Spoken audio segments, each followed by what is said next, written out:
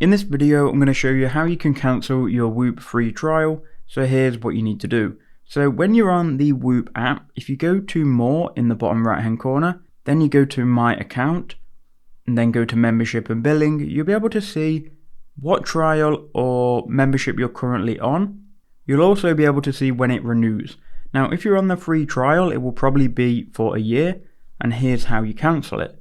So what you can actually do is you can downgrade to Whoop Life or the version below inside of the app. If you just want to cancel though, you have to do this on the web browser. So go ahead and open up a browser. Then you need to go to app.whoop.com, and once you've done that, it's going to prompt you to sign in. Once you've signed in, you'll be on this page. Here you can zoom in to the top left hand corner, click on the three lines, and then go to membership. Once you're here, you'll then see your account again, and if you scroll all the way down to the bottom, you can see cancel your membership.